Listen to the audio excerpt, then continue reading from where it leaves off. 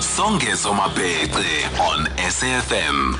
21:24 is the time the much-awaited conversation finally is taking place. The NEF and the local East London businesses are set to create 33 new jobs in the tourism sector, targeting unemployed people from the local village. The NEF will be investing some 11 million in ZAD Hiring, a 100% black woman-owned player in the meetings, incentives, conferences and exhibitions subsector of tourism. The funds will go towards the expansion of the business with the construction of state-of-the-art function venue and a chapel in Kids Beach, East London. The project aspires not only to elevate tourism in the region, but also to create a cascading effect benefiting various businesses, interconnectedness within the province's tourism value chain. Let's speak first to Ms. Nomazizi Siphondo, Fund Manager at the National Empowerment Fund. Zizigazi, good evening. Thank you so much for joining us and welcome to SAfm. I do appreciate your time. Hi, Songezo. Hi to everyone, and thank you so much for having me. Happy to be here. Thank you so much. National Empowerment Fund does important work, particularly in addressing some of the socio-economic challenges, particularly to people who otherwise would fall outside the mainstream. But it's a game changer and a leveler in many respects, and an opportunity for many people who otherwise have what it takes to do what South Africa requires.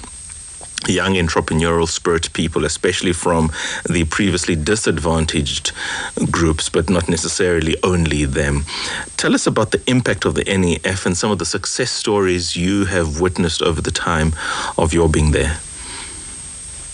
Thank you, Songezo. So, the NEF has always been at the forefront of transformation.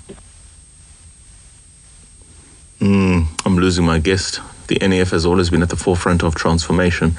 And then the line went silent. I wonder what it is. Of course, I do understand that in that part of the country anyway, there is inclement weather. I'm not suggesting Ms. Nomazizi is in that part of the country anyway. But let's park that response for a moment and just move along to Ms. Catherine Dunjwa, who is the CEO of ZAD Hiring, who's the beneficiary, if you will, of this empowerment endowment from the NEF. Mrs. Dunjwa, good evening, ma'am. Thank you so much for joining us. Welcome to the air, dear friend. Now, this is a conversation that is 2-3 years, nearly too late. Nonetheless, we're having it, and that's the important part. Hello, Songezo, and hello to all the listeners who I'm online, yes. Thank you. I'm flattered that you're calling me a CEO, but in small businesses, we don't have that position. Well, take the flattery, because I think at some point it might work somewhere, But nonetheless, ma'am, you are the proprietor. You're running a successful business. I follow your Instagram pages, and I'm fortunate to be in your circle in that I at least have access to your WhatsApp posts every now and then. The Amber venue, ZAD Decor, everything that you guys are doing, it seems as though you have the Midas touch and everything turns to gold. Walk us through the journey, first of your experiences of being a corporate employee here in this part of the country, Pretoria to be specific, making the decisive move and the dividends that seemingly are paying off at this stage in the game. I think for me it's just been simple, Songezo. It's me following my passion. It's something that I've always enjoyed doing. I started small. That started as a hiring company. We were hiring out chairs in the beginning. The company is about 9 years old this year. Next year we'll be reaching our 10-year milestone. So we started off very small, gradually grew ourselves to a self-funded for up to when we started building the venue. So it's just basically baby steps, identifying the gaps in the market that we're operating in and just growing within the industry. I would say that's how we started, and that's the journey. Tell us more about the business. So for somebody who wants to understand exactly what it is, if they want to probe if their ideas, which may be similar to those of yours, if the baby steps that they are on right now might mirror your baby steps, if you could just articulate a bit more and in greater detail what ZAD Decor Hiring is all about, what the Amber venue is all about, before we talk about the investment and the relationship that you would have had to have had with the National Empowerment Fund. So ZAD Hiring, it basically has two legs to the business. We've got the event side where we hire out chairs, tables, cutlery, glasses, basically anything that you would need on the decor side and furniture rental side of your events. So we service things like weddings, birthday parties, anniversaries, funerals, anything related to events. So we also do flowers. It's decor and furniture rentals. So that is what the decor hire side does. And then we've established the Amber venue, which is it's a wedding venue, but we don't only host weddings. We also host birthday parties. We host any type of event. The Amber venue is situated in Kids Beach. It's got a capacity of 300 people. It's situated on a 29-hectare farm. We have a reception hall, and we also have a chapel on site. So the business has basically it's become a one-stop shop where you can have your wedding at our venue. At the same time, we do the decor for you as well as the client. So in a nutshell, that's what we do. I get that. Let's talk about, to be able to make this investment, there would certainly have been some serious R&D. You say it was self-funded to the point where you needed to actually establish the venue, and that comes with the purchasing of the land and all of those. Now, these are genuine commitments where you effectively are saying you are in it for the long haul. How did you get to the point where the decision was made you needed to do this business just outside East London, and specifically Kids Beach? The business modeling or the questions you would have had to have asked and have positively answered, including but not limited to demand and certain uptakes, if this is part of the business itself, having certain uptake agreements or commitments that would justify the investment. All of the things that you would need it to have presented to and satisfied to the National Empowerment Fund so that you would be able to get the support. I think the most important thing, Songezo, is to also, what I needed to show the NEF is that I did my homework. So before I even approached them, I had already purchased the land. I had my architectural drawings ready. I had did my feasibility studies, market studies. So, and I could prove to them that it's an opportunity in the city. Yes, there are venues, but let's elevate what venues do in the Eastern Cape. So it's proving, first of all, that you've got a bit of skin in the game, because I don't think you can go to the funder and expect them to invest money, but you haven't even invested your own money. I think you just need to prove to them that you are serious about what you are doing. Also, ZAD Hiring had a good reputation already in the events industry space. So it was easier for us to actually enter the market into a venue because people in the industry already knew us. And that was something we could also prove to the NEF. So, yeah, I don't know if I've answered your question. You have, because it brings me back, I suppose, to the initial question that I had put to Nomazizi when asking if she could share some of the success stories of what the work of the National Empowerment Fund has been. And I would imagine parts of it are the kinds of stories that you hear from the Catherine Dunjwas of the world, who come, are prepared, who have invested the so-called skin in the game, and make your task of doing the necessary due diligence from a funder perspective that much easier. Share with us the more Catherine Dunjwas of the world whose success stories are proof that indeed the work of the NEF is important and that South Africans can have a stake in the economy, however big or small. Nomazizi. Thank you. Thanks, Songezo. Happy to hear the positive feedback from Catherine. So since inception, the NEF has approved over 1,600 transactions. We have, to the value of 14 billion, and we have channeled about 10 billion into the economy. So that's our disbursement of the transactions that we've approved.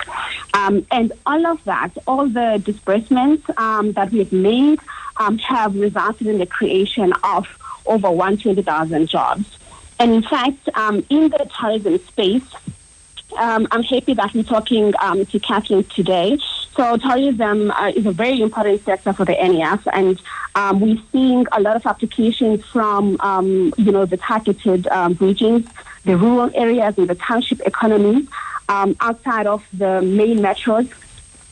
We're seeing a lot of applications from the less developed parts of the country, and so it's a very important space for the NEF. And we have we've channeled about 350 million into the sector, along in partnership with the Department of Tourism.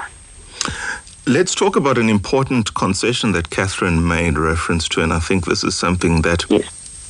Perhaps is in many ways, unfortunate as it may be, a way of yet differentiating people who need assistance. Skin in the game, Catherine, and rightfully enough, if I'm going to invest, for instance, my money, I need somebody to show to me that they are invested. Is it always going to be the case, and this is the question, that a fundee or investee will have the necessary investments or the capital available for oneself to be able to at least satisfy that aspect that I've got skin in the game? In other words, how strong a criteria is that for one to be able to be a recipient of your grants? So because we understand the space that we play in, we understand our target market. It's not always a requirement for our applicants and our clients to have skin in the game. And that's why we have over the years, we've reached out to co-funding partners, such as the likes of the Department of Tourism and the DTIC to try to raise concessionary funding, which we call third-party funding. What that does is, the NEF is able to then put up senior debt, and then we can get, less expensive debt or concessionary funding from our co-funding partners. And what that does is, if there is a grant element or less expensive funding facility in the structure, there isn't much skin in the game that is needed. So that's been driving our drive to seek out concessionary funding. In instances where the transaction, we are trying to get the application to get to commercial viability and to be able to afford the funding that is required from the National Empowerment Fund, then we will in those instances there might be a requirement for equity or for own contribution, but it isn't. It's not compulsory for all of our applicants to have skin in the game. I'll ask the final question of you, Ms. Nomazizi, before I go to Ms. Dunjwa for her final contribution. Beyond the funding, in other words, you've given the money or you've made available the credit facility, however the funding model itself work, then what from the NEF to the investee or to the fundee? Is there anything else? Yes, thanks, Songezo. So what we generally do is, once we have funded you, and once you're in the, you're in the portfolio, you would then be handed over to our post-investment unit, and that unit would monitor the investment. And should you either need further mentoring or further additional capital, those are that's the unit that would come back to the NEF to say you need additional support. We do also have non-financial support. So in the past, we've funded applicants that don't necessarily have experience or a lot of exposure in the sectors they would like to go into, because the NEF is open to basically South Africans. Every single entrepreneur that would like to start a business or would like to expand, but we understand that you might be limited in terms of experience. We've got non-financial support as well. So we've got mentors on our panel that would assist you with guidance and mentorship as well, to get you to a place where you are able to independently manage your business. So, and then we've got, we've got posts, we've got the non-financial support, and we always, should you ever need additional support as well, if things don't go the way you would have liked them to go, we could always then assist you through our TWR or turnaround structures. And then again, because we understand that our clients might also be struggling with market access, there's an opportunity to introduce you to other businesses in our portfolio, or to drive traffic into your business if that is necessary. Once you're in the portfolio, it's much easier for you for a few more doors, for us to be able to help you open up a few more doors, along the way. Well, you heard it here on SAfm, ladies and gentlemen. Ms. Nomazizi Siphondo, Fund Manager, National Empowerment Fund, for all your queries related to funding. First things first, do your homework. Do your homework. Do your homework. I cannot stress that enough, because you will be asked serious questions. And if you have not done your due diligence, now the last thing you want is to be given audience and for you to give them a reason not to give you further audience. In other words, do your homework, do all the assessments and the research and the development, do whatever you need to do, so that once you have audience with the National Empowerment Fund, it becomes that much easier for them to support you. Ms. Nomazizi Siphondo, thank you so much, ma'am, for your time. Before we sign out, Catherine Dunjwa, I suppose the most important question that I suppose your business now needs to worry about is growth. You've got the institutional support. You've got your own skin in the game. You've decamped from Gauteng to the Eastern Cape, and the rubber has to hit the tar. How do you manage the small things which I suppose a business fundee will not necessarily be an expert in, and that's running payroll, running the legal and compliance aspects associated with running a business, making sure there's sufficient marketing out there so that your business is top on the search lists, the word of mouth. You mentioned earlier on reputation, the importance of that as a referral business that you are in, together with managing growth. The more people demand your service and offerings, the more you have to honor that. And at some point, certain decisions have to be made, whatever they are. Tell us about some of these things now that are the reality of being the MD or CEO, call yourself what you will, of ZAD Hiring. Is Catherine there? I am still here. Sorry. Yes, indeed. I think it's very different, because I came from corporate. I decided to do this full time. I'm in the business daily. The business is run by myself and my husband. We're both chartered accountants, so we've got a bit of background on business-related issues. But I think it's very important to also hire experts. We are accountants, but we don't do our own books, by way of example. We've got oversight over that.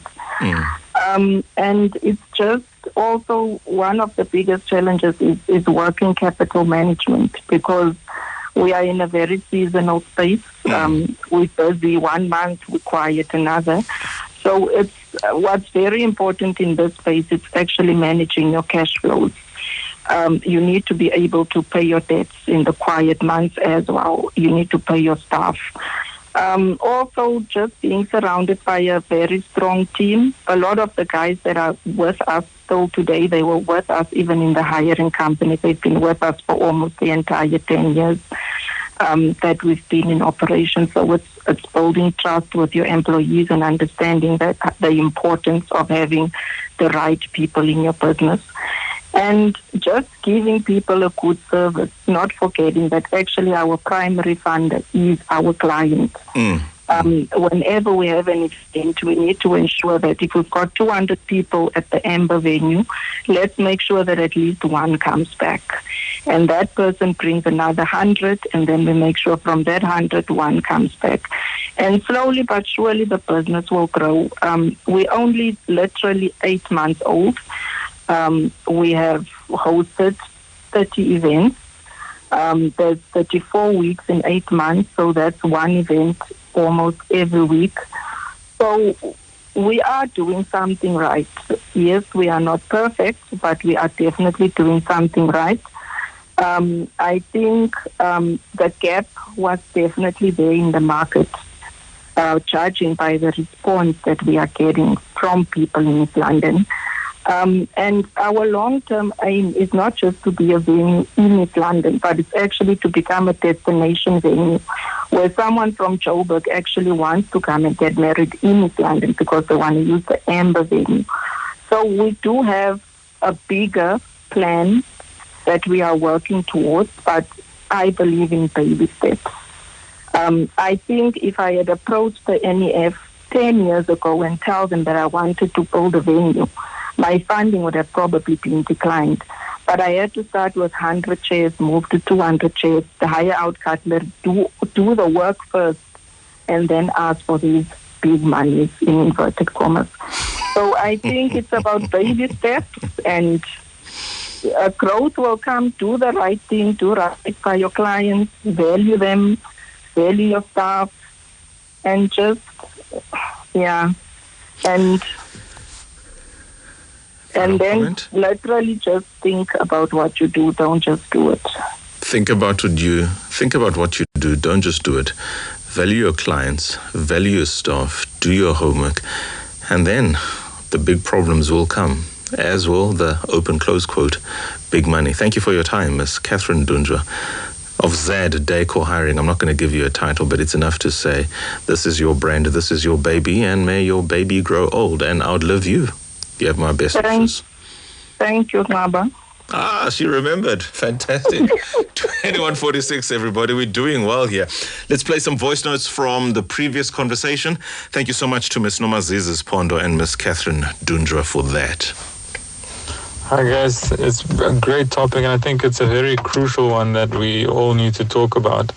And I think